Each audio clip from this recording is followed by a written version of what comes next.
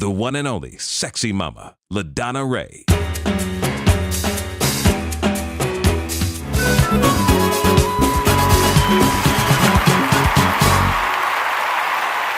LaDonna Raeh Show.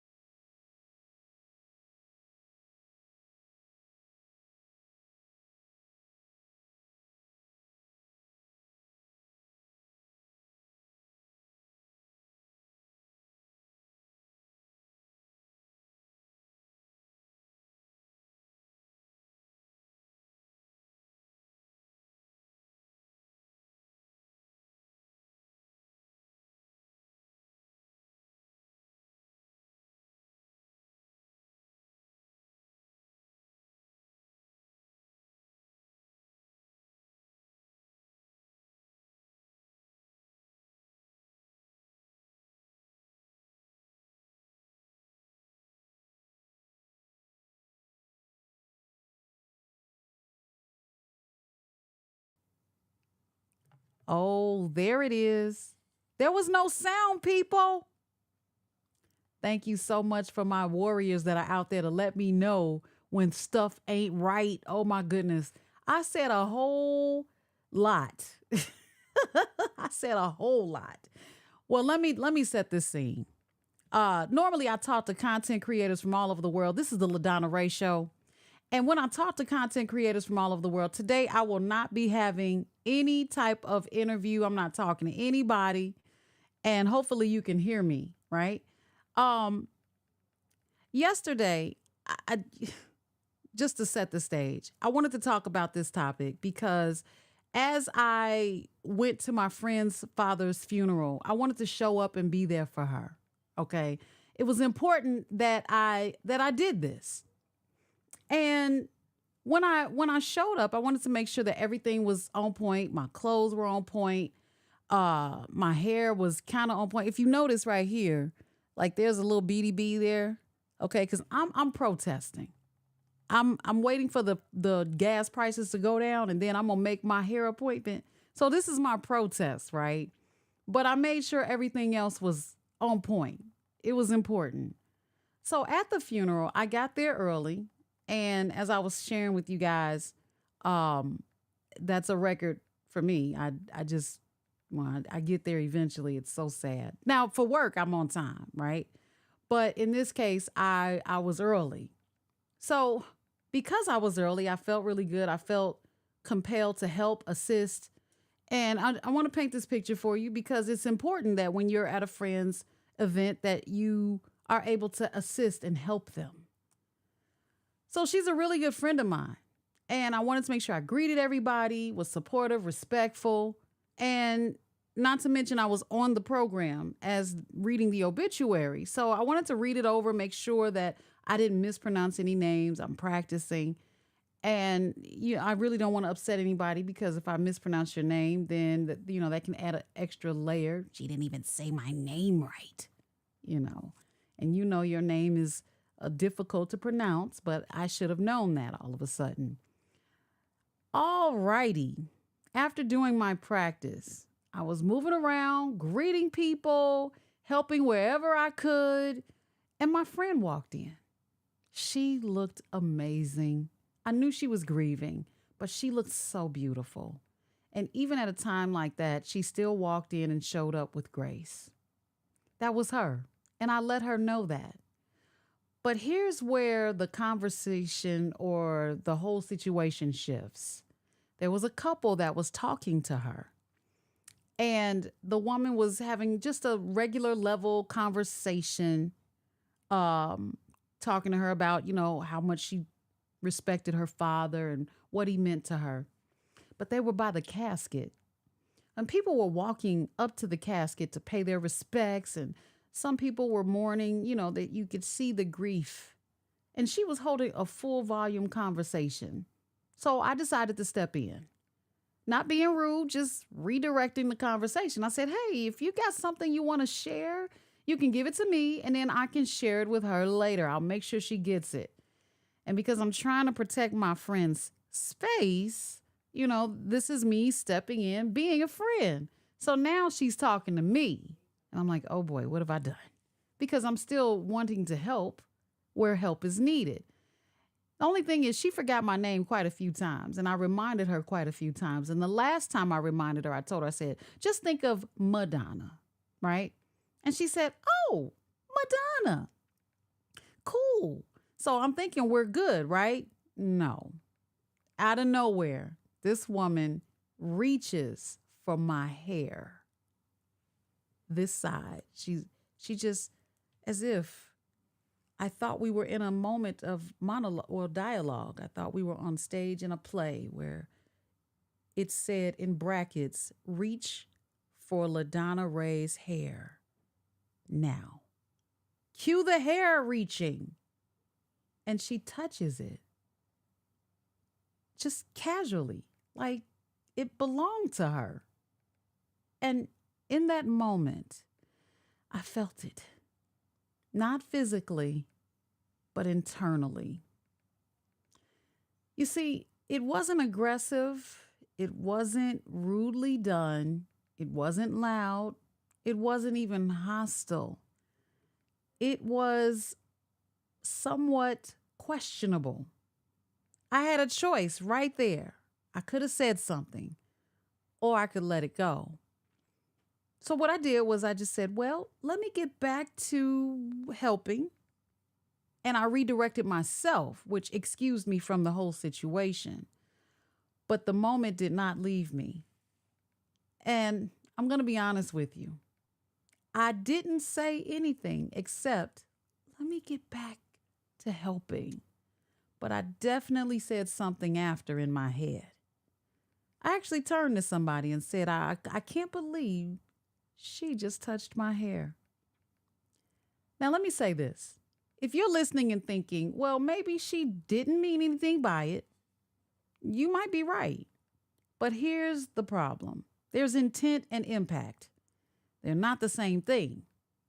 Historically, this thing of touching hair, there was a time in the late 1800s, early 1900s, where people actually believed that touching black people's hair brought good luck. Let that sit for a second. I'll wait.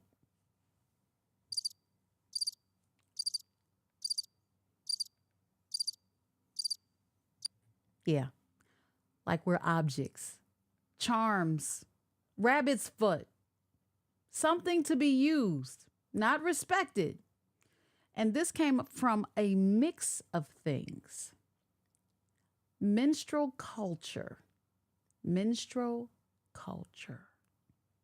where black people were turned into entertainment, maybe pseudoscience, where our bodies were treated like something strange, something to study, and power, where people felt entitled to touch without permission.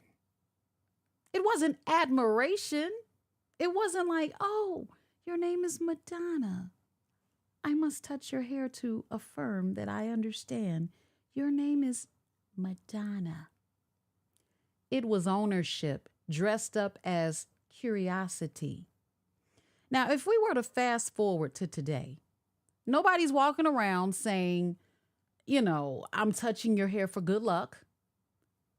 But the behavior, it's still here. It just got rebranded. And not everybody knows about it, but I believe she was old enough to know about it. Now, it sounds like your hair is so interesting, or I just want to see how it feels, or it's so pretty. Okay? And listen, compliments are one thing, but touching someone without asking, that's a whole nother something else. I don't mind a hug, a handshake, but touching my hair, if I didn't know that historical fact, maybe if I didn't know that, it wouldn't have bothered me. I would have just felt like, oh, maybe she was trying to see if it was really my hair. But without consent, it still seems like entitlement to me. So I want to open this up. Call in. I gave you the phone number. I'll give it to you again. It's 312-357. Let me look. Let me make sure. 5141? I think that's it. Yes, it is. 5141. Let's talk. Have you ever had somebody touch your hair without asking? Did you say something or did you let it go? Did you even know that historically it was for good luck? And if you've done it, I want to hear from you. What do you think of it? What do you think I overreacted internally? Do you think that maybe she was just trying to affirm that she would remember my name the next time? What if it happened to you? What made you feel like it was okay? I'm just asking. Again, you're listening to the LaDonna Raeh Show. You're watching me. Make sure you share this episode. I'm going to check and see if we got any callers because this is huge. We're talking about boundaries, respect, and the things people still do without thinking. Yeah, let that sit for a minute. Let me leave you with this. This is not about being overly sensitive. It's not even about attacking anybody. This is about something simple. Respect. I think black people know not to touch black people's hair.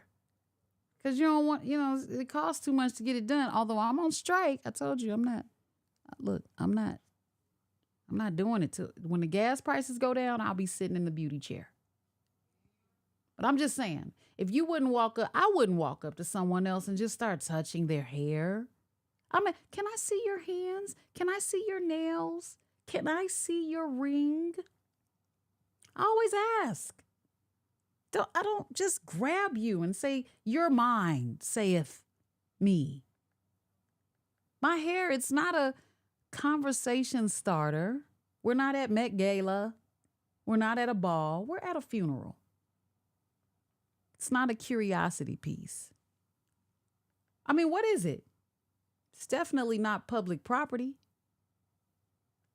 I don't know. Let me see if we can get some callers. 312-357. Oh, you know what? I forgot. I have to call first. Hold on. Let me make that call. I have to call the number first, then you can get through. 357-5141.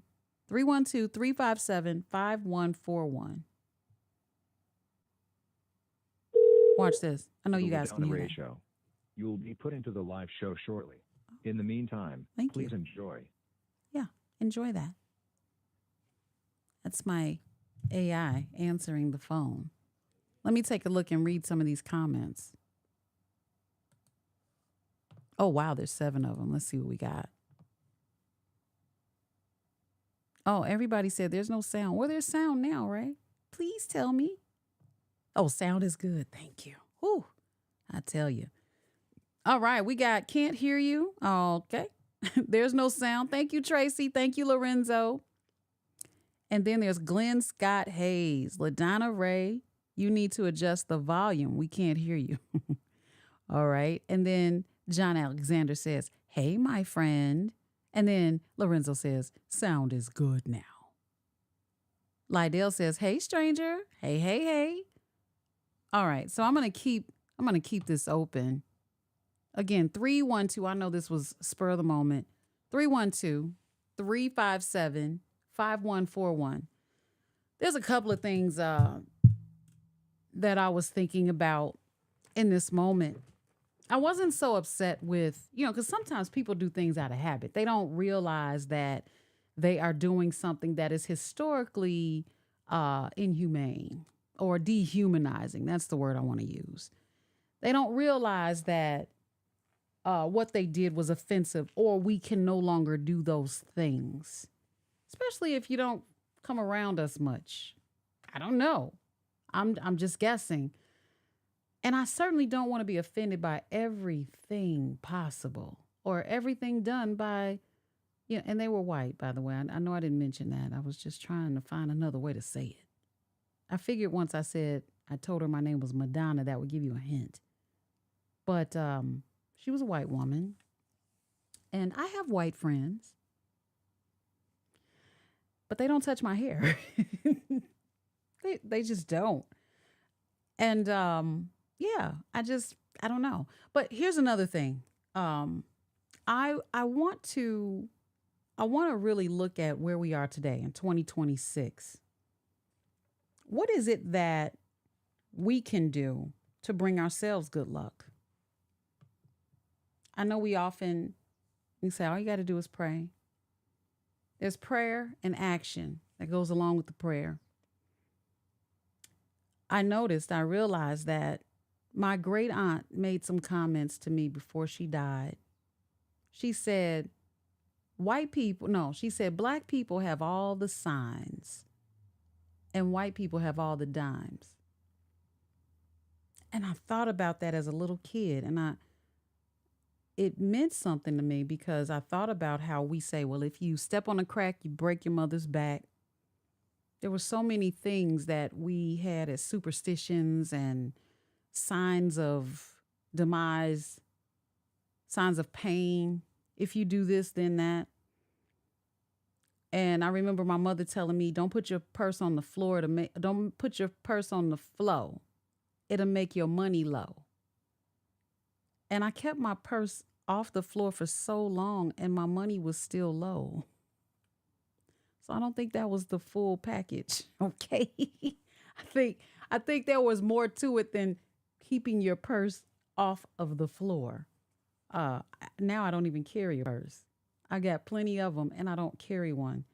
But think about all the superstitions and the colloquialisms and the signs that we have had historically. I wish I had a list, but I just remember things like if you knock table salt over, you have to throw it over your shoulder, or is it shoulders? Did that move us more forward as a Black community in this country? If we did everything, you couldn't let a broom touch your feet. I remember if you sweep someone's feet, my aunt told me you could literally go to jail. I think that was in Mississippi at some point. And I was so afraid of going to jail. I didn't sweep when people were in the room. And that stuck with me for a long time. But did that move us forward? Did any of these signs move us forward? And maybe if you believe that something is good luck, does it become good luck? Because if you think about the possibility of all the white people that rubbed our hair and our babies' hair and still fed them to alligators. I know, that was so long ago. And they lived a seemingly better life historically and materialistically. Maybe because they believed in the good luck of rubbing a Negro's head or hair. And since they believed in it so profusely, it worked. And you think about our signs, and what do we have that says it would bring us good fortune? Is it that we don't expect it? So because we expect the bad things, because I avoided some cracks. I didn't want my mother's back to be broken, but it is. My mother has back pains right now. As a matter of fact, right now. But I didn't step on the cracks knowingly. Yeah, that's something to think about. Or I think about the things that we ate, black-eyed peas, at the start of the year. For good luck. We did believe that we would get the black-eyed pea, but do we have to soak them first, or could we buy the ones in the can, the frozen ones? What was it? Because even though we had the black-eyed peas for the beginning of the year, during New Year's, did we get the good luck that we were hoping for? Or was it too much bad luck that canceled out the good? We had so many negative signs that the good ones couldn't survive. That's a thought, something to think about. I can't think of any others. I know they're in there somewhere. Yeah, they're in there. But I do know that I grew up with a lot of signs, a lot of sayings, colloquialisms, isms, a lot of beliefs that once I got older, I was like, wait a minute, that makes no sense. But you don't want to chance it. You don't want to be the one to chance it. Remember, don't point to a cemetery? What was that about? What did pointing to a cemetery do? Did it put you in there? Because eventually you're going to go to one. I think I don't know. I think we have focused on the wrong things, or not enough good. Not enough good. Think about this one. I looked up some historical facts on Israel. I hope I remember them properly. You'll correct me if I'm not correct. But Israel, let me see if there's any comments. Israel originally, oh, there we go. True love cast out all fear. I love that. We switch black to a third political party for political leverage. Oh, we need to have a third political party? Oh, I'll circle back to that. I'll tell you what I think about that. But Israel, with it being, or it had been, there was a north and south part of Israel. Northern Israel kept the traditional laws and ways of things, and South Israel was smaller, and they had new rulers, or rulership, I should say. The more, wait, let me look at my notes. I want to get this right. Let me get this right. I got it. Where's my Israel stuff? Because this is important. You know, the more you talk about it, the more you learn it. Here we go. Israel.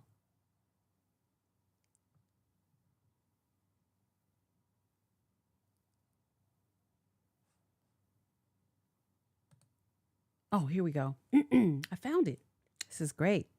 All right. So my question was, why is it offensive to say that someone is a Jew? Okay. Now, you all know I'm on VON. I really can't. There's certain things I can or I feel comfortable talking about on the FCC radio versus on my podcast. All right. So this is something I'm not yet comfortable talking about on the FCC radio show. Okay. So my question was, why is calling someone or referring to them as a Jew offensive when that is what they tell you they are? I'm a Jew, but I can't say you're a Jew. Okay. So I had to look this up. And it all began, it says that technically Jew is correct, but the tone, all right? So do I say Jew versus Jew, right? Even when you say black versus black, you see the difference, right? But I don't think that's what they meant.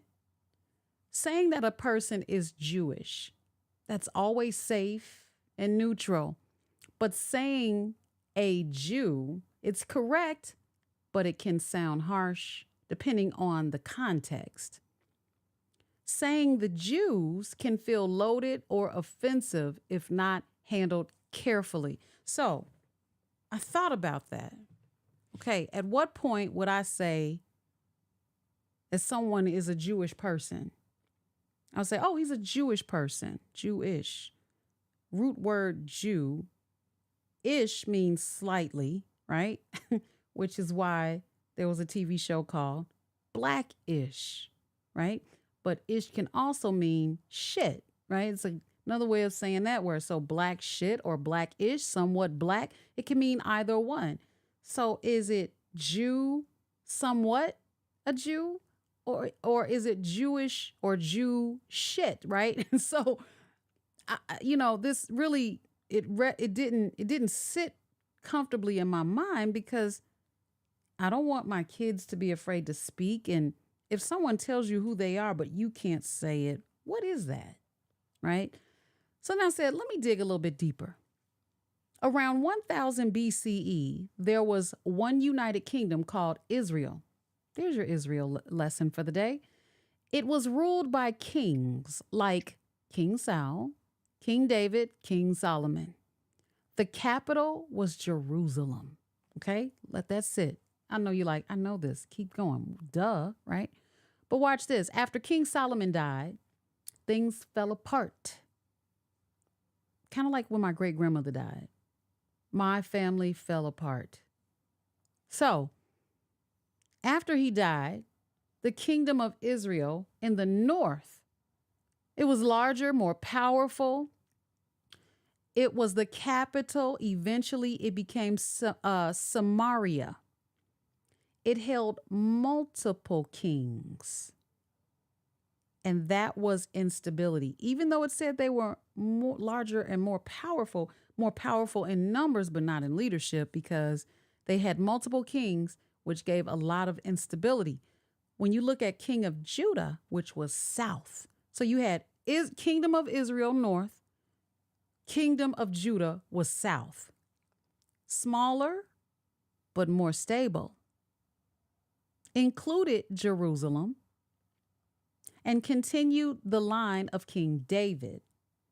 All right, so King David's line was continued in the southern part of Israel.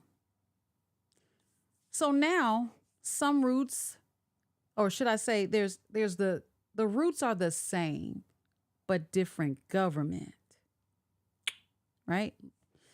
Now, what does this have to do with what I'm talking about with touching the hair? Nothing, but listen. So when you look at both kingdoms, they fell apart. And in my notes, it says the north conquered Assyria. Many people disappeared and were scattered. They were lost tribes, basically, kind of like our tribes are lost. And then the south, and that was the north, in the south, they were conquered by Babylon. Jerusalem was destroyed and people exiled.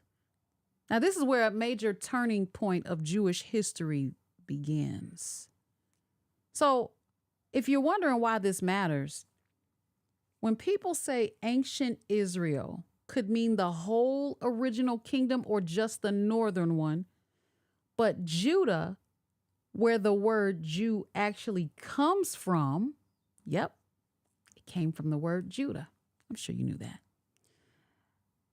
But don't forget that the Romans, they were an ancient superpower that controlled huge parts of Europe, Africa, and the Middle East. They conquered Jerusalem, reshaped the region, and left a legacy in law, infrastructure, and politics that still influences the world today. So the Romans didn't just conquer a place, they built an empire that stretched across continents. Now, I beg to differ. I don't care what the history books say. The Romans built an empire that stretched across continents. Do you hear that?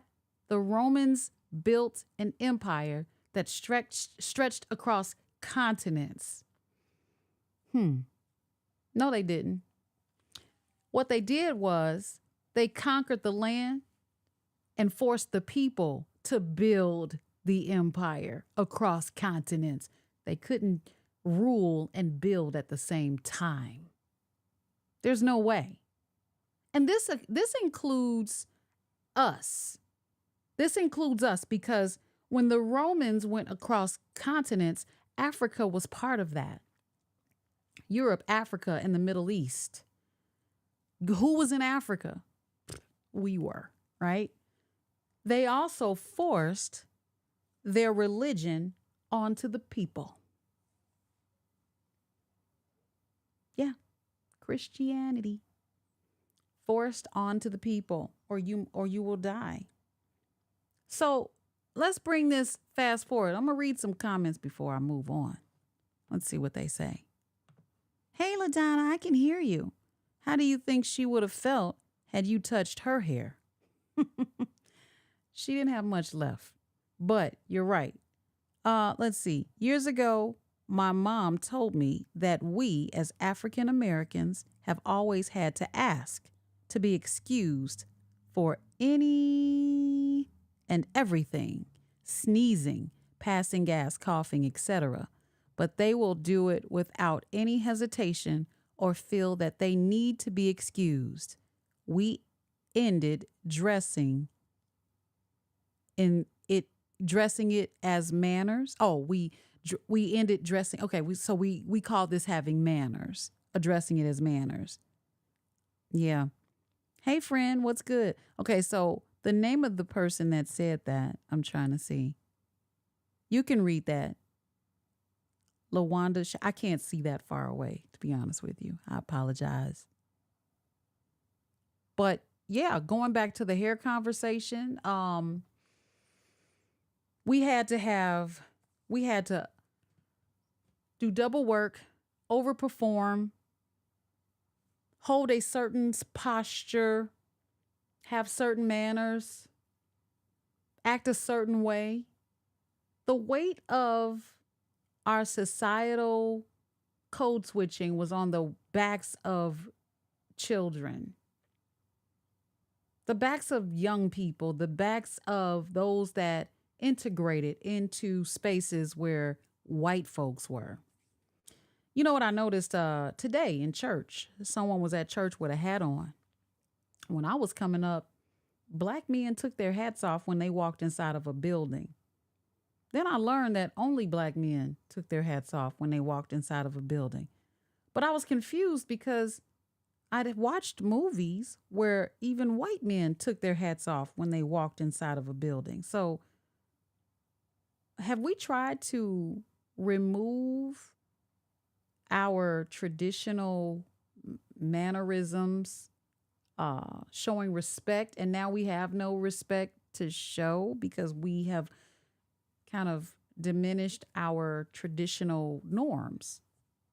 I was looking at this video yesterday, and it was talking about how black children were weighted with the code switching, with, not talking too confident, not speaking like an uppity Negro, only speak when spoken to, things like that. And I remember being told some of those things. One of the rules that they had was when you enter into a white person's home, don't touch anything and only speak when spoken to. But I couldn't recall entering into a white person's home when I was a kid. I really had to think about it. Like, when did I do that? And then it dawned on me. I had walked into a white person's home at my great grandparents' house because they had a home with an upstairs apartment, and there was a white mother and daughter that rented the apartment upstairs, and the daughter became one of my best friends. She was a little bit older than me, but she acted black. She was blonde hair and blue-eyed, and I didn't see color at that age. I didn't see color until my really good friend at school named Mary in 3rd grade told me that I couldn't come in her house because I was black. There was no African American then. It was black, Negro. And I said, but I'm a good person. She said, my mom and dad, my dad will freak, or whatever we said back then. I was so hurt. I remember walking home sad.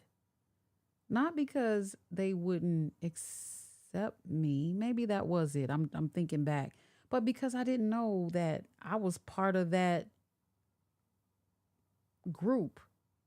I thought we were all, as long as, I got good grades, I followed the rules, I never got in trouble, I thought I was okay.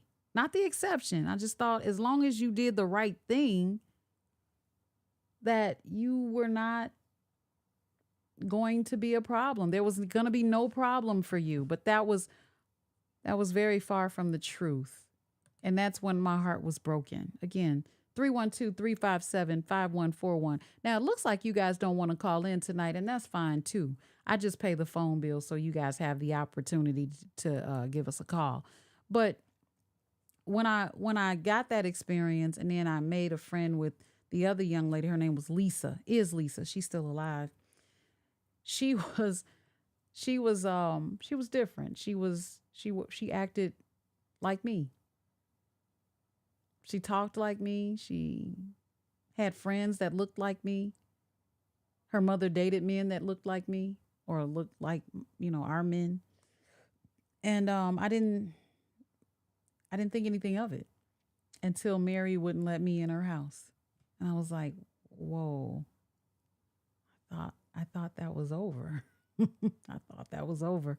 It was not over. It was not over. Getting back to these Romans, what's funny is we see all of the biblical movies and we see where everyone is white except the people that are in the back somewhere digging a hole or carrying a stone or something. And if you think about how the Bible describes Jesus, he had brown skin. His skin was the color of bronze. You know this, right? The color of bronze. Now, I don't know if people think, oh, he had a tan, or there was mud on his skin. I don't know what they think, but watching those movies growing up seemed normal. I don't think I even wondered where the black people were. I just like, oh, okay. But as you get older, you realize, wait a minute, they were in Africa. They were in, well, Asia, okay, if we talk about continents. They were dark. They had to be. There was no way that these people were white, like white, like white.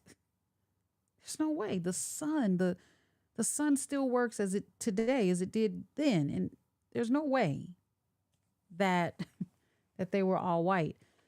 And so when you think about how I started thinking about melanin. Melanin is not present in all beings. And since it's not, that means that it originated from somewhere and it didn't get passed down somewhere, right? Just my silly guess. But I'm proud to have this melanin. And if I'm going to be good luck to anyone, I need to be good luck to my people, my culture that needs the good luck. Because when I look at my DNA and I go back to, what year did I get back to? I think 1700 and something. I got back to a woman named Sarah. I may be getting my family and my boyfriend's family mixed up, but I went back on his family. His actually showed slave owner and slave. I mean, like the kids that were born from that. But on my ancestry, it showed there was a single slave, and her children were slaves. And on the census, it said 3-year-old slave. I'm like, holy cow! We know it's real, but dang, it's really real when you read that this was documented. And there were a lot of slaves that didn't even have names. It was just slave. I also noticed that the changing of the spelling of the names differed. Like Mary was spelled Marry, and then it went to Mary. So, and it also asked on the census, can you read or write? And in the black people, it always said no. It just said no, no, no, no, no. And it said what their jobs were. And we're talking about 10-year-old. What is your job? What is your occupation, boy? At like 3. Farm labor? I don't know. It's just terrible. We are very resilient. We ought to be luck. We ought to be luck. But a rabbit's foot knows that it's a rabbit's foot for good luck because it's chopped off. It's on a keychain. Do you know that you're good luck if someone rubs your head that doesn't look like you? And should you deny them that opportunity to rub the genie, so to speak? I'm not opposed to finding my own luck. I think we are what we say. If we are going to continue to say that we are what our oppressors say we are, then we are. But I'm not. I'm not here for the taking. I'm not an object. Would you believe that back in the day, what year was that? Let me see. I have it in. So I use my Apple Notes a lot. When I think of stuff, I'll just jot it down and look it up, research it, good old internet. But I found there was property insurance back in 1856. The name of the property insurance agency was Charter Oak Life Insurance Agency. It cost $2 to cover a 10-year-old per year. If something happened to that 10-year-old, you can do a life insurance claim and get $10. $2 a year on a 10-year-old. So it made me think, or maybe I should research this. If you hang your own slave, can you file a life insurance policy claim? If you feed your slave to the alligators, like, is that why they did that? Did they do that for insurance fraud purposes? Feeding children to alligators. I can't believe I'm saying that. Babies. So that means that when you see those big, beautiful brown eyes on that beautiful baby boy or girl, that you didn't see the beauty in it at all. You just saw that it was an opportunity to feed the alligators and watch them. That's horrible. And for those babies that grew up on your plantation, as they grew up, you groomed them to be your sex property for the purpose of reproducing. You know, in this moment, I'm asking myself, how did we get here, right? We started with touching my hair, and now I'm talking about slavery and babies to alligators. It's just an organic conversation. I'd love to talk to you, though. 312-357-5141. And I think about how we look at our babies ourselves. Like, when you see a black baby, oh, this is another topic. Okay, I wouldn't talk about this on the air, so I'm gonna talk about it here. When you see a black baby, do you go, "Oh, he's so cute," and you want to touch him and entertain him or her? But I sure as hell see a lot of times that we get so excited when there's a baby that's not black. Uh-oh, I know I hit some nerves right there. Little curly head baby, you know, mixed, white. Yeah, we fawn over those. Oh, you want to entertain them and everything. You couldn't walk. Now all of a sudden you throwing the cane and you going, you making them laugh and you want to play hide and go seek and peekaboo with them. And I watch that. You suddenly get a burst of energy. You entertain them. And then our babies are just, when you see those babies, you're like, oh my gosh, you're doing all kind of peekaboo. You're doing everything to get his attention. And you don't stop till the mama sees you. Mama see you and she sees you. Okay, bye-bye. What is that? Am I wrong? I mean, I watch it. I'm not making this up. You know, I have 4 sons. They were all beautiful to me as babies. The first one, I stared at him for a long time. I was 16 when I had him. I looked at him and I was like, man, I can't believe it. I'm a mother. I stared at him. Then I was like, oh, he's cute. I have a cute baby boy. He had to grow on me. I'm not going to even lie and go, oh, he gave it. No, I was nothing like that. I was like, I'm a mother. The hell? What have I done? Well, I can't turn back now. But I do remember holding him in my arms saying that I would be the best mother I could be.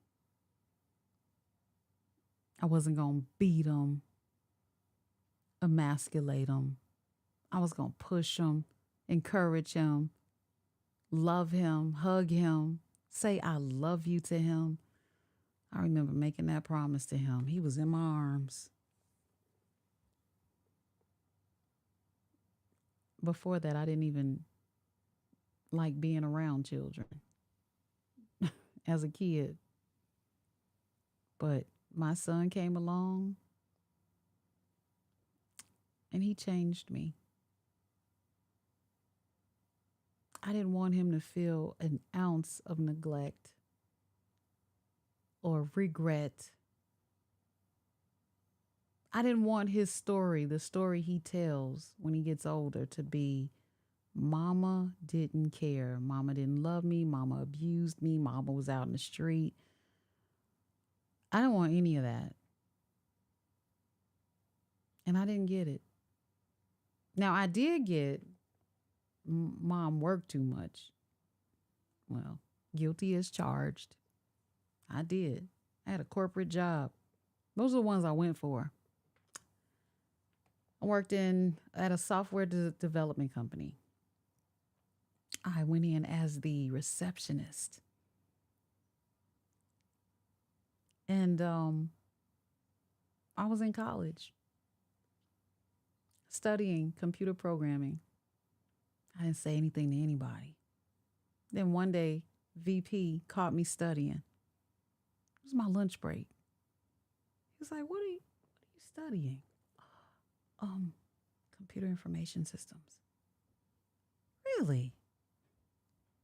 You should come over to the programming department. Really? He said, yeah. I said, well, I'd like to go to the help desk. The help desk? Nobody wanted to be in the help desk. I did. I liked working with people. Programming, all day. Even though that's what I was studying. I wanted to work with people. I like solving problems.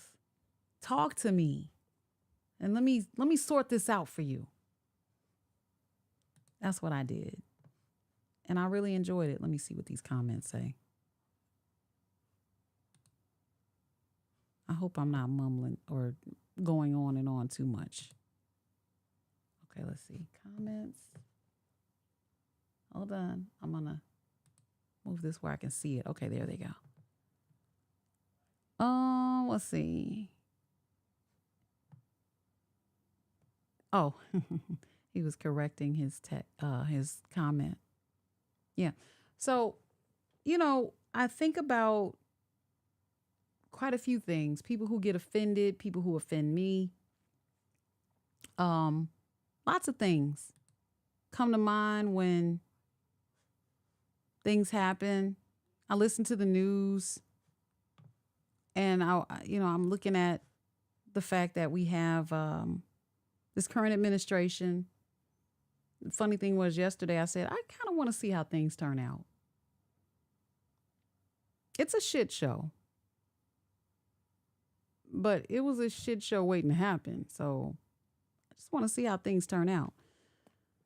We got to see it through. We're in it now. How many of you have written a letter to your president? How many of you have gone to your legislators? How many of you have even studied how government works, how politics work, how to build relationships? Or have we just jumped on the bandwagon of being Democrats and Republicans?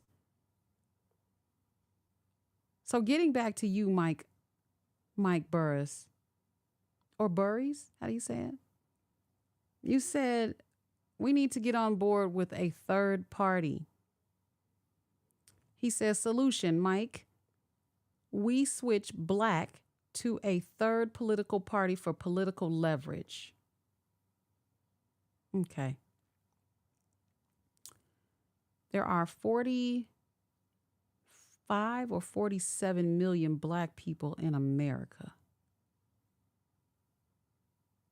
How many people in America? Let me see. Let's ask AI, the real one. Here we go. How many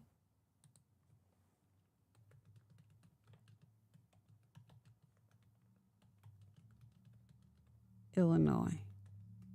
Okay, let's just, for kicks and giggles, right? So there are 1.8 million black people in Illinois. Okay. let's see how many people are in Illinois. This is getting good.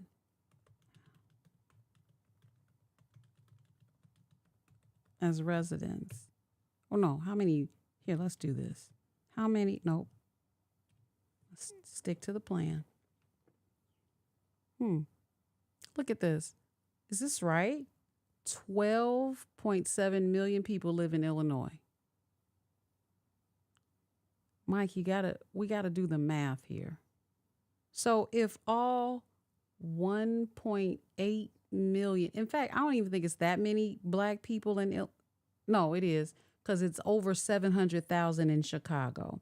So 1.8 million black people in Illinois, but it's 12.7 million people in Illinois.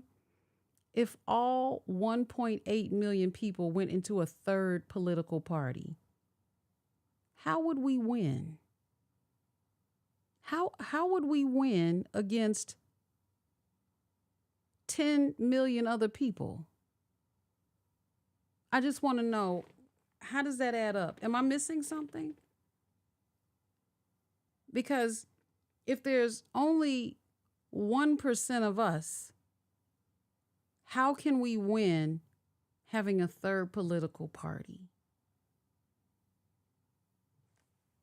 Come on, Mike. I'm asking. I want to know what the answer is. What's up, Trey? Trey, call the number. I know Trey will call. So when we make these suggestions, it's not a bad suggestion, it's just not a good one. Because it's like, unless we talk about making a mass exodus out of this entire country, going to some part of Africa, then we have to work with what we have. And right now, what we have, we're in a blue state. Now, it is expected that we are more Democrat than Republican. But people are starting to switch. I don't know if it's because we're playing telephone and realizing what has the Democratic Party done for us, right? Some people are saying that, hey, listen, we've been Democrat for this long and we're still up Schitt's Creek. So should we still vote Democratic? Maybe you shouldn't. Maybe you should flip this state from a blue one to a red one. What is the difference? I believe that both parties are the same. One is good cop, one is bad cop. But I will tell you this. When we vote Democratic, it's a what if I fail system. If you vote Republican, it's I cannot fail system. It just depends on what you want to do. I remember a long time ago saying, I don't want to vote for government cheese. I love government cheese. It's the best cheese sandwiches, grilled cheese sandwiches. Whew. Best damn sandwiches ever. Government cheese. Especially the brick that you used to get. Like my aunt used to get that. And she cut that and make that grilled cheese sandwich with that butter on both sides of the white bread. Best sandwich. But is that kind of like where I want to limit myself? And what is the guarantee that I'll make it if I vote the other way? So really, no matter what party is in office, you are responsible for your household. You just are. I remember sitting in the living room floor, rocking back and forth, trying to figure out how I was going to pay a mortgage. I was 25 years old when I bought my house. Single mother, 2 kids, making, how much was I making then? I think I was making $30,000 a year when I got my house. Let's see, about 30. Wasn't a lot. And they were like, They told me, I don't know how you gonna buy a house. You won't be able to do it. Don't tell me what I can't do. I wrote letters to every company that I owed money to. We're talking about, man, when I was 18, I went out. They sent me every credit card and I took them. My kids were sharp, but I couldn't pay those credit cards. But I remember swiping my card, hoping it would go through, and it always did. Then I was in debt. 312-357-5141. I was in debt. And when I couldn't pay, it got charged off. And I was like, ooh, whew, thank gosh. But it went on my credit. So there I was, 23 years old, with fucked up credit. I'm sorry. Well, we cuss now. And so because of this, I can't buy anything. I'll never forget when my checkbook was stolen. Someone was writing checks with my name, buying all kind of stuff from Circuit City, different places. And I couldn't write check. I was on a bad checklist. I didn't even do it. But I didn't report it to the police either. You have a responsibility. You can't, what happens to you is not your fault. What you do after that is, okay? That's what's your fault.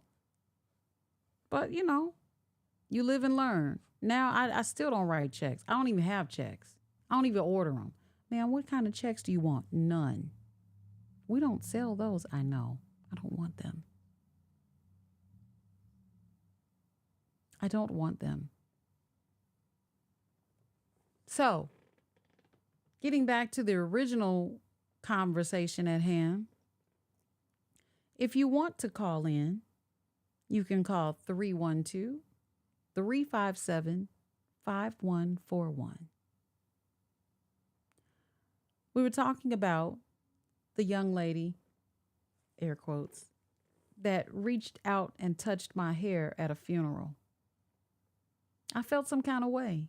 I felt like, what if she didn't mean to touch my hair for good luck? What if she wasn't even thinking, maybe she just wanted to affirm or ensure that she will remember my name? I just don't think that's it. I think she was trying to get some good luck. And I hope she got it. Although I don't know if it matters when it's not your hair. These are extensions. So touching this hair, you don't get as much good luck doing that, do you? I'm just saying, I don't wish anybody bad luck. But good luck.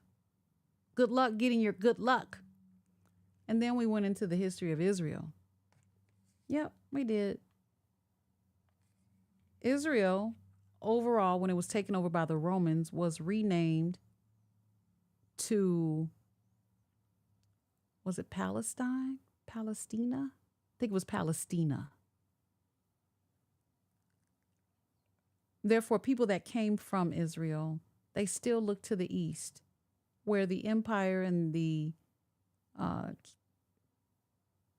the spiritual temple used to be. They still align with that land, even though it has been renamed or rebranded. It's a shame. I mean, can you imagine going to the block where your house was once standing and it's now all burned to the ground? Or a new structure is there and you're like, what the? Or someone bought the house and totally redeveloped it. It hurts. It's like, but we used to have a fence in the doghouse. And remember the tree house we built, and under the porch it's all gone. But you still claim it. I used to live right there. It's gone. Let it go. Right?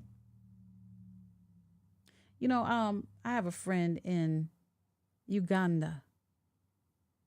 I call him my friend now. The line is busy. Oh, let me see. Maybe that's why I'm not getting any calls. Hold on. The line is busy. It's not bit. Let me see. 357-5141. Yep. Let me try it again. You guys will hear this. Hold on. I guess people have been calling and it's been busy. I hope I paid my bill. That's another. That could be another problem. LaDonna Raeh Show. You will be put into the live show shortly. In the meantime, please enjoy.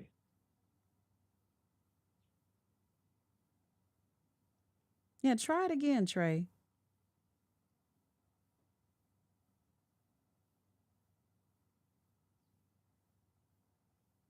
Because we actually used it Friday. I know I used it Friday. Wait, what if I call it again from the same phone? Hold on, guys. I'm sorry. Welcome to the LaDonna Raeh Show. Oh, yeah. You will be put into the live show shortly. In It's the working meantime, for me, Trey. please enjoy.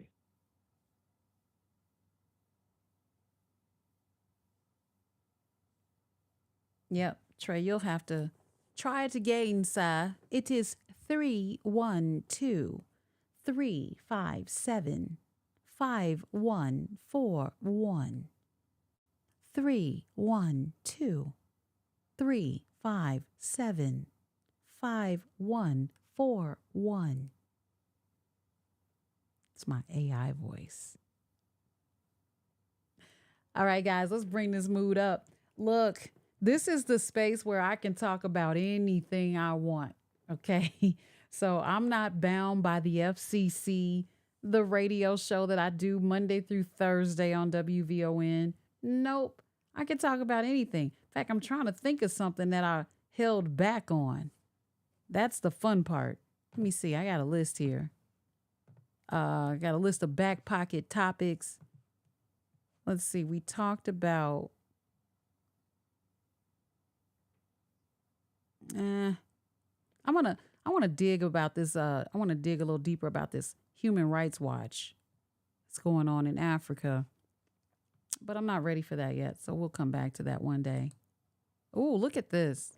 This is something I wanted to talk about. Survival choreography, the double consciousness. Now, remember I was talking about the weight of the world on Black kids, right here. How do you see, or how you see you and how they see you? Cognitive weight of being an ambassador for Black people while being socially surveilled. The village had implicit authority over the children, but they also took part in the formation of your upbringing. What does that mean? The village, remember? You do something wrong and your neighbor find out about it and they pop you upside your head and shake you up a little and you're like, and they didn't have to ask permission. And then they say, hey, little Tyrone over here was running around in the store, so I got him. You did what, Tyrone? Then your mama got you. Your brother found out and he got you too. So everybody got you. Everybody got you. And that was the implicit authority. Nobody had to. Let's see, this feature will dial a number, enter it, and place the call immediately.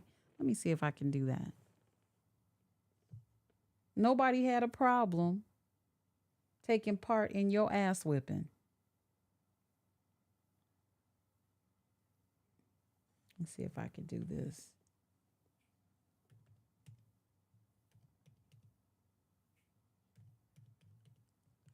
Bum, bum, ba-da.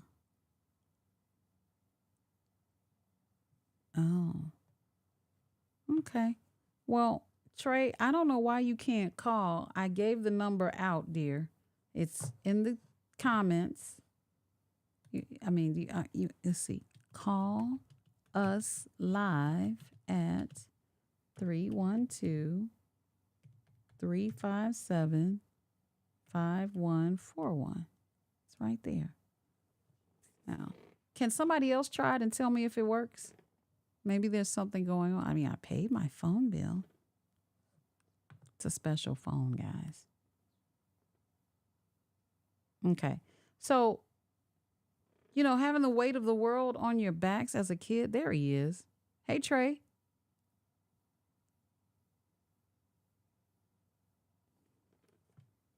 Trey, can you hear me? Yeah. Hello. Hi. Hey, hold on one second. Try to get back on. Oh goodness. You trying to What get I'm back on doing? where? Try to get back on live. Back on live? Hello. You on the phone. Hi, how are you? Great. How about you? I'm doing swell-tastic. What made you call in tonight? Well, I'm just listening to you. And I was putting you to sleep? No. Oh, okay. Just making sure. No. Yeah. I had a couple of topics and it was more than one because this gives me an outlet because on the radio I can't talk about everything. We're FCC regulated, so I can't cuss. I can't talk about the things I want to talk about all the time. So I have to release because they're all in my notebook. I'm looking at the list like, oh, that would be a good one, but I might offend somebody that's offended already. Mhm. I get you. Yeah. Yeah, So, I know all about the FCC rules and regulations. So what you got for us? We talked about the Romans, talked about slavery. We talked about touching my hair at the funeral. We talked about the weight of the world or the weight of the black community being on a child's back. Your thoughts? I even talked about being a mother and pledging to my son that I would be a loving mother.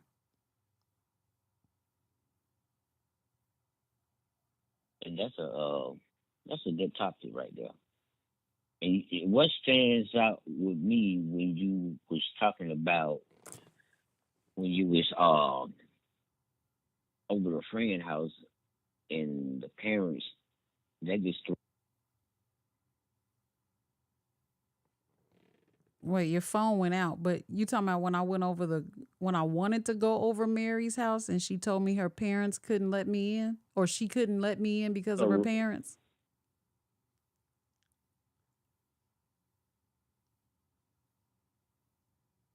Trey, is something going on with your can phone? you hear me? Yeah, now I can. Yeah, that's the one. Okay. So what touched you about that? What touched me about it, I'm like, that just it just blew my mind.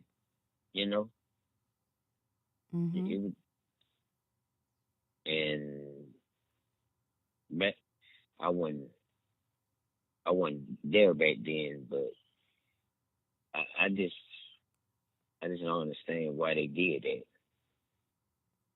You know. Well, you got to think about how when someone back then we didn't say the word racist was never in our vocabulary. The word was prejudice. Yeah. It was like, yeah, we always say, oh, they're prejudiced. Now it's racist. I'm like, boy, how words evolved. And you know what? Let's look at the difference between the two. But if you look at that time, I mean, yeah, I may have been 8 years old, but if that's what you were taught, then that's what you were taught. And you married somebody that felt the same way, equally yoked. And then you had a kid that was like, no, I kind of like black people. And Right. and it because somebody has to end the madness, if it's madness at all. There's this town, and I'm going to talk about this on the radio. I think it's called Back to the Land. I watched the documentary. Now, I'm not trying to give them views and clicks and likes, but Back to the Land, if I'm saying it correctly, is about a two partners, two guys. They each said, you know what? I just don't want to live around black people and gays. Okay. And so they were like, well, since we can't control who our neighbors are, I'm going to buy up 100 and some acres of land out of nowhere. And will you buy it with me? So they bought this land together. And now they can determine who their neighbors are, because no one can live there unless they are white and straight. And so I watched it, and I watched how much pushback they're getting, from that particular state. But they followed the law. The law says it's your private property. Anybody can live there who you want to live. It's your property, right? I can let whoever live in my house that I want because it's my property. But what they did was they purchased the land, and they sell the shares of the land to people that qualify and apply, that they vet. I don't see anything wrong with that. Do you? No, I don't. I really don't. Would you want to live there? Would you want to live somewhere where nobody wants you to live? I really want to live there. Nobody want me to live. That's a good question. Really good question. I mean, should we be really fighting to live somewhere that nobody wants us? I want to live there. I deserve to live in that building. It's like, if they don't want you there, how comfortable? Like, really? I think about stuff like that. We look at other neighborhoods and we go, ooh, I want to live here. It's all nice. Everybody cuts their grass. And look at all the stores, and the access, and the schools must be great. And we want to live there. Why can't we clean up our communities, demand more resources as a community, as a group, and have our neighborhoods look even better than theirs? It's no competition, but if you're going to throw trash out, like, I don't see people in Schaumburg, Illinois, throwing trash on the ground.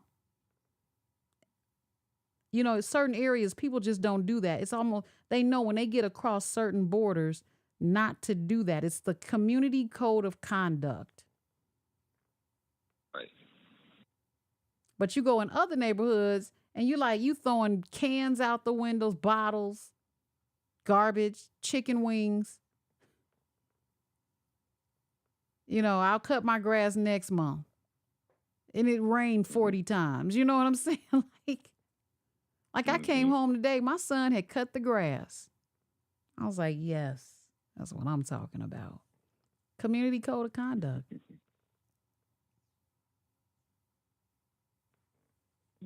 That's good. So would you fight to live somewhere where nobody wants you? Because you think you deserve to be there? Would I fight? I don't think you should. It don't make any sense. I mean, it's a free country. That's what I see.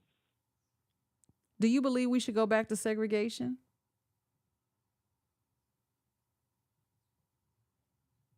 Going back? Yeah. When there were schools that were all white and schools that were all black. No. White water fountains. That's Jim Crow. But no, we don't want to go back. No. Oh. No. See, here in the state of Illinois, when black students start taking over a school district, white parents get together and build another school. They get another school built and they create a new school district. And they district you out of it. Illinois has more school districts than anybody in this country. And that's why our property taxes are so high. Because of all the school districts. But it's people that keep trying to redistrict their children into their own little silo.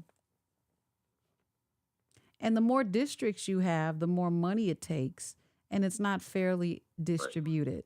Or did I say distributed? It's distributed. It's not fairly, allocated. Everybody doesn't get their fair share. So here's something that I learned: how Black people feel in America.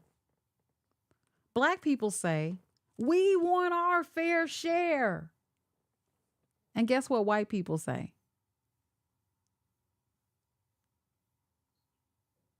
We don't want to know what they say. They say, we want to keep what's rightfully ours. See the difference? Right. We want our fair share of what they got. They want to keep it all. They want to keep what's rightfully theirs. So now that's not every Black and that's not every white, but this is a majority of culture, entitlement in this country. The moment you say the word government, some people don't like the word government because it sounds like you're going to take what we worked really hard for and give it to people that don't deserve it. And some people love government because they say the government is going to step in and regulate and make sure we get our fair share. See the difference? I see the difference. This is why the word government and Democrat and Republicans and Democrats can't see eye to eye because they don't see eye to eye. Democrats say, we want our fair share. And Republicans say, we want to keep what's rightfully ours. Get your own. There will never be a bipartisan that way.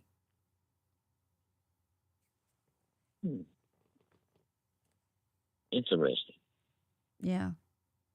One has a parachute and the other one has nitro fuel. I'm just saying. So I had a gentleman that came online and he often puts this message on even my radio show.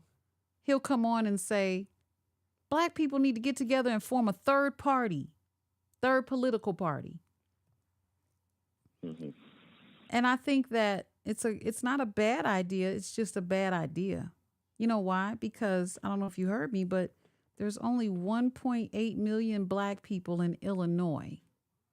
45 million of us, maybe 47 million of us in the United States. But we're outnumbered.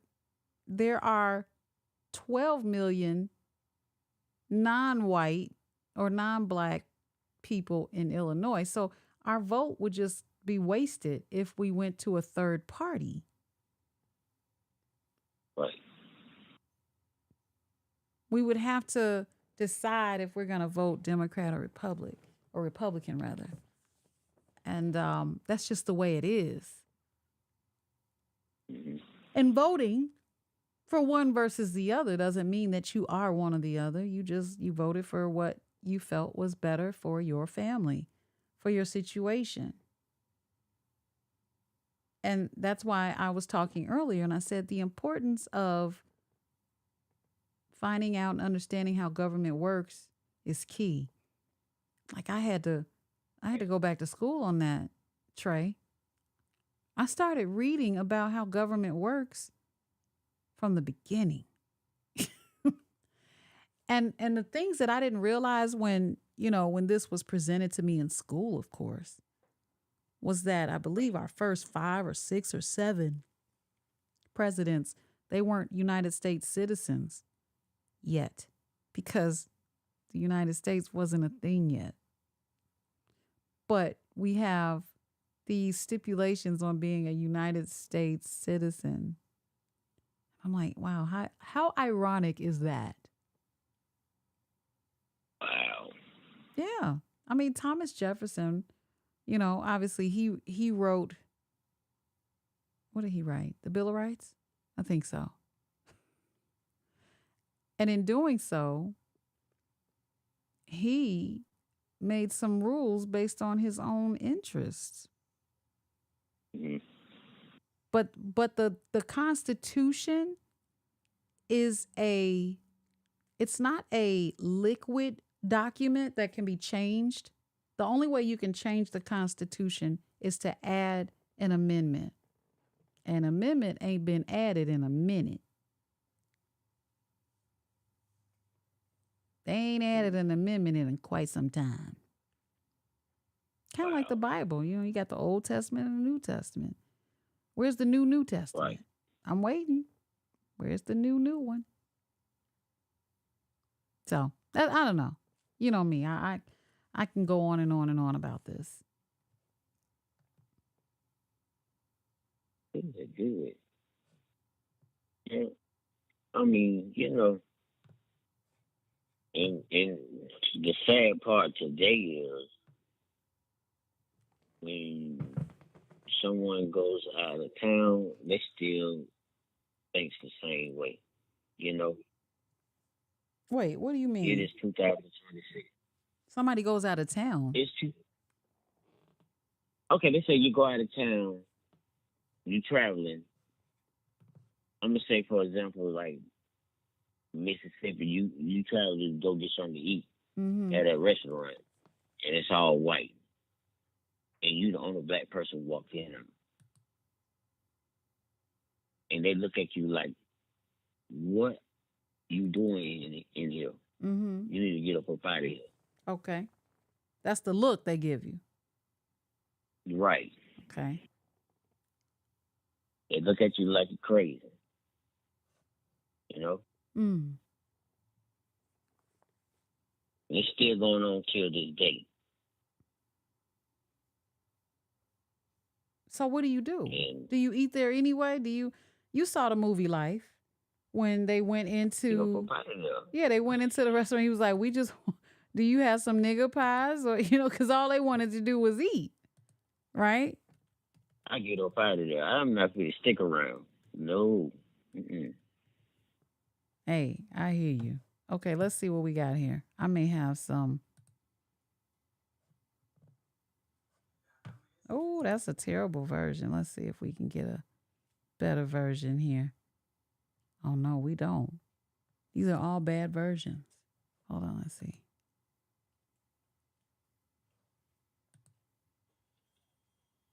Can you hear that?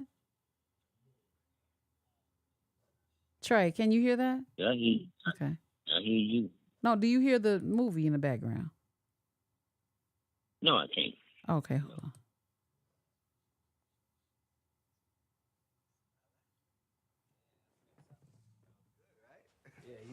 I think maybe we should go to another place. Our fiance ain't really very well. Are you kidding? Tell me you don't want one of these pies right here, right over here. Them pies look good, Claude, but I kind of lost my appetite when I came in here. My appetite just left. Good afternoon, Billy. We'd like some coffee and a couple of slices of pie. How do you know my name is Billy? Well, it says it right there on your shirt. If you boys can read so good, how come you missed that sign on the door over there? Oh, that sign on the door that we just... How come we didn't see that sign that say no colors allowed, Claude? We just rushed in. We was really hungry, so we kind of missed that. But we see it now, so bye. Look, Come on, man, let's we've go. been traveling all day. Yeah, let's go. All we want is some coffee and a couple of slices of pie. Is that all right? No, these are whites-only pies. But do you have any Negro pies? Hey, Claude, come on now. This woman ain't got the recipe to no Negro pie. Where would she get that recipe? Another establishment, we can get us some pie or something. Come on, how far is the next 35 town? miles. Yeah, come on, let's go Dad. down I'm not driving no 35 miles to get no pie. Lady, ma'am, okay? Now, we want some pie, okay? We are hungry, okay? Billy, we want some pie. Let me take care of this. Why somebody got to die because you want some pie? Let me take care of it. That's... Look here, look. We from New York. My name Ray Gibson, okay? Let's talk turkey. How much it gonna cost to turn one of them white-only pies into nigger pie? How about I turn y'all into nigger pie? So you say about 35? 35 miles. Okay, maybe we find another establishment down the road, where, we won't have a problem. Yeah, I ain't know white folks so serious about pie down here. Yeah, that was the scene. That was the scene from Life. Right. I've seen that movie before. Of course. I have. Of course. Of course. And you could hear it, right? Right. Yeah. Yeah. So, yeah. If they don't want you there, it's like, I don't think I would feel comfortable eating there. The food is made in the back. I can only imagine what they would do to it just to impress their coworkers. Watch me spit in here. Watch me wipe my behind and put my hand in. I can only imagine what they can do to rebel against serving us in those types of establishments. As a matter of fact, I think it was last year or the year before last, I went to Springfield, Illinois, which is our capital of Illinois, and we went there for what we call lobby day. It was lunchtime, we walked into this restaurant, and it was like that. It seemed like you could hear the tumbleweed music playing as if we were in a Western. And everyone in there kind of looked at us, and they were all white. And my guy was like, I think we should go to another restaurant, don't you? And I was like, yep. We all got the same feeling. Nobody was against us leaving that establishment because it just didn't feel right. You have to feel welcome. So I can't imagine at this point in my life living somewhere where I'm not wanted to live. I can't pick my neighbors, but I can pick my residents. I can, you know what I'm saying? Like, if it's historically has not been welcoming to Black people, why would I want my tax dollars to go there in the first place? Because if you think about it, when we move to areas that don't look like us, and you look out there and there's a burning cross on your lawn, is it worth it? Like, we want to give our children better opportunity, but at a cost. At what cost? So is it worth it? How do you sleep at night? I mean, I don't know how my mother did it. We moved to the suburbs because some boy pulled a knife on me in the city. She was like, that's it, we're gone. And we moved to Calumet City, Illinois, which was all white back then. We're talking about 1983. And that was where Mary wouldn't let me in the house, where a car full of white boys, they threw bottles at me. I was riding my bike. They told me, nigger, go home. And I was like, dang, I'm on my way home. So, I didn't understand it because I was so little. And I just think about how the Blacks that were at my school lived in this one apartment complex. And even there were still whites there. There weren't a lot of us. And as we moved into the neighborhood, they moved out. We moved in, more moved out. We moved in, more moved out. And it went from being an upkept city to being a reflection of when Black folks get together in the community. And I don't like that. I don't like that because I know what it used to look like. And to compare it to how it looks now is heartbreaking because I know how it used to look. Are we so distracted with survival that we don't have time to trim our grass and throw garbage away? And are we unable to plan for incidentals like maybe the gutters need to be replaced? Because if you think about it, it's the little things that lead to big things. And if you take care of the little things, the big things will take care of themselves. But I think about how a flood can start. Okay. If you don't clean the gutters, the rain will fall and the water will spill over into areas where there is no gutter system. That eventually erodes around the house and causes the house to have sinkage. So like the concrete slabs start sinking or what am I trying to say? Sliding towards the house instead of away. And over time, you have mud puddles and uneven grass if you don't take care of it. And then you don't want to take care of it because it's not even. These things seem to add up to bigger problems as to why our community looks like it does. Is it because we just don't know how to keep up a community?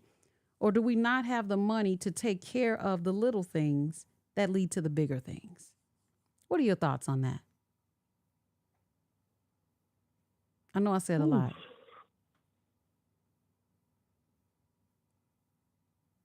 I don't know. I'm just.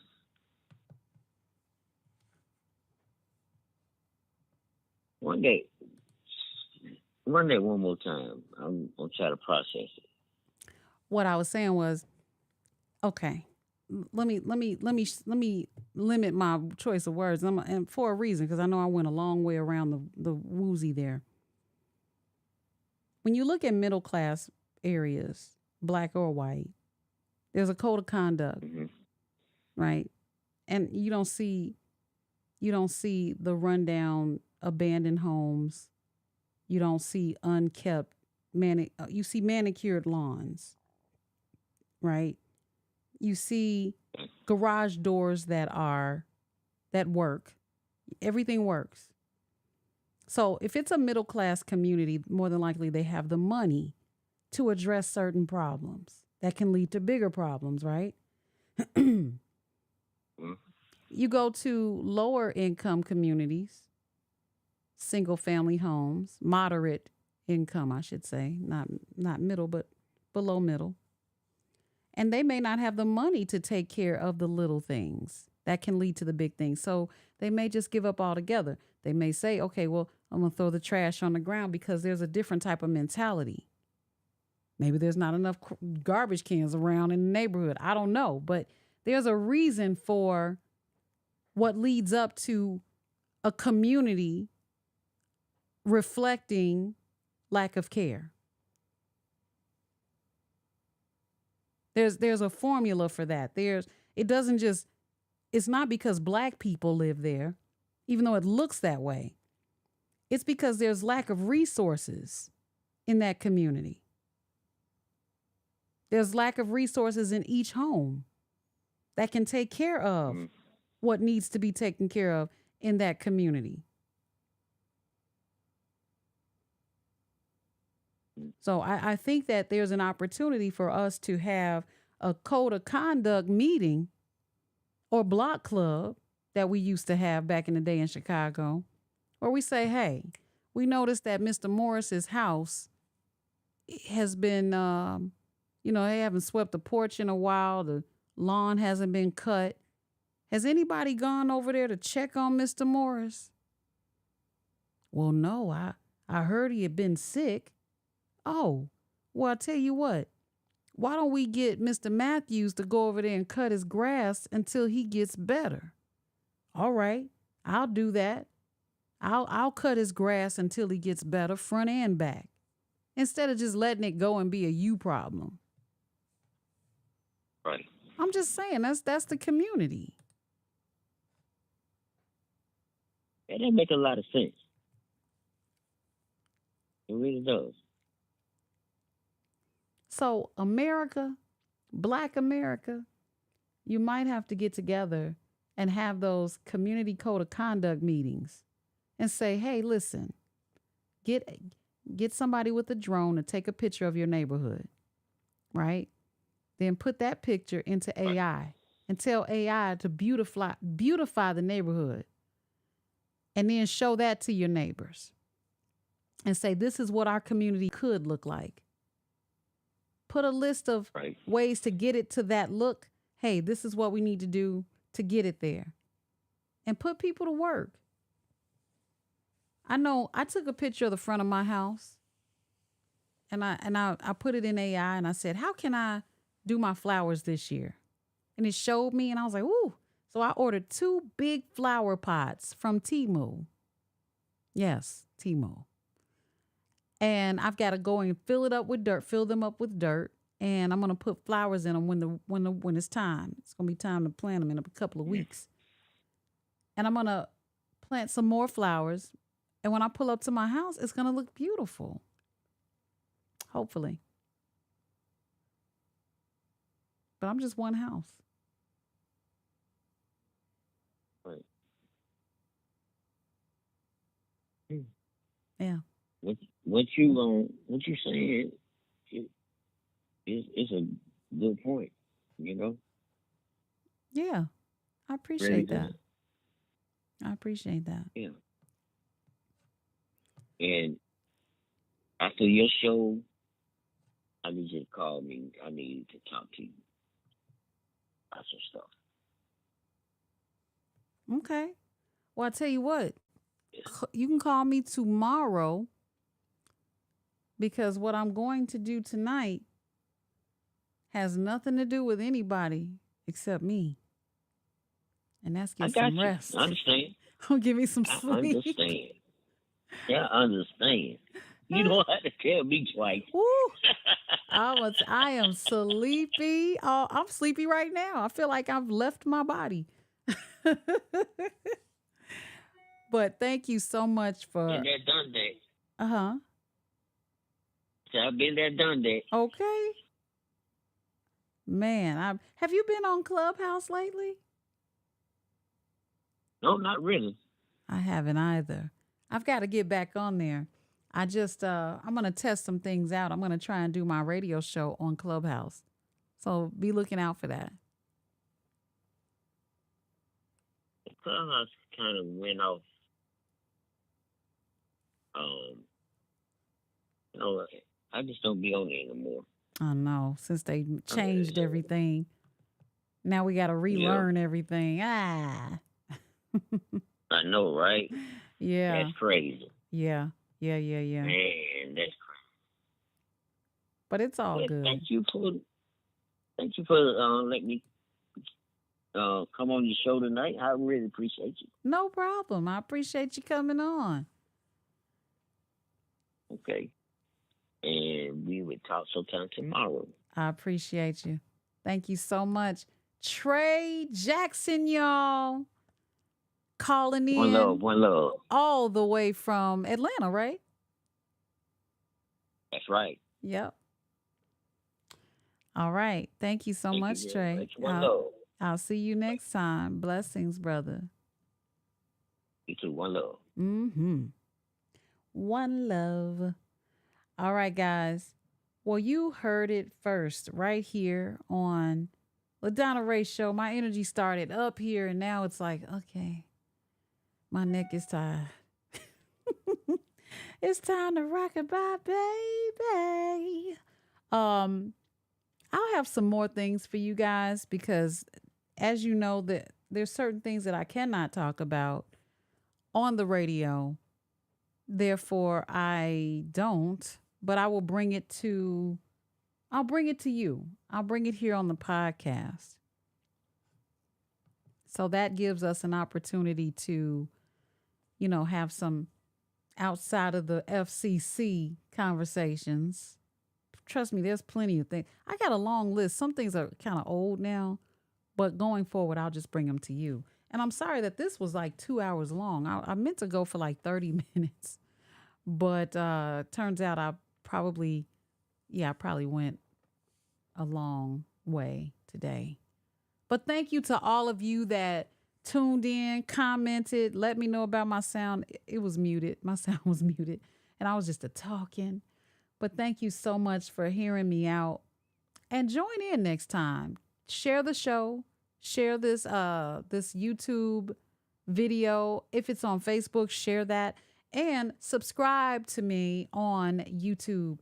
Make sure you go to youtube.com/LaDonna Raeh Show. Let me see what I got in here. I may have a subscription banner. Or maybe I don't. I thought I did. Nope. And nope. Okay. Well, I'm just going to be looking for you guys to subscribe. I really appreciate you. You have been a wonderful blessing. Thank you for getting me over 1,000 subscribers. Many more to come. I'm confident. I got my fingers crossed. Tune in tomorrow. I'll be on WVON 1690 AM, and that is a talk radio in Chicago. The reason why I love that it's on AM is because when the zombie apocalypse comes, we will still be on the air. Yep. Even though we're digital as well, you can catch us on iHeartRadio. Look for the afternoon show, and you'll see it's with Atiba Buchanan and LaDonna Raeh. And we're on from 3 to 6, and that's Central Time, talking about politics, education, community events, the elections that come up. I mean, we talk about everything. Let me see what we have on the show for tomorrow. Let me see if I got that for you. Tomorrow's show is, wait, what's today? Okay, that's the 13th. I don't have the roster yet, so my producer didn't put it in here yet. It'll probably be in the morning. Well, we have a programming meeting in the morning, so maybe I'll know by then. Well, that's it. I'm LaDonna Raeh. Subscribe, and share. I love you all. Thank you so much for your support. And if you want to hit me up, feel free to email me at LaDonnaRaehShow@gmail.com. That's for this podcast. If you want to email me to be on the radio show, then email me at LaDonna@WVON.com. All right. I'm going to get out of here. Ooh, my neck is tired. You ever had a tired neck? Like, I can honestly say I have a pain in the neck. Bye-bye for now. The one and only sexy mama, LaDonna Raeh.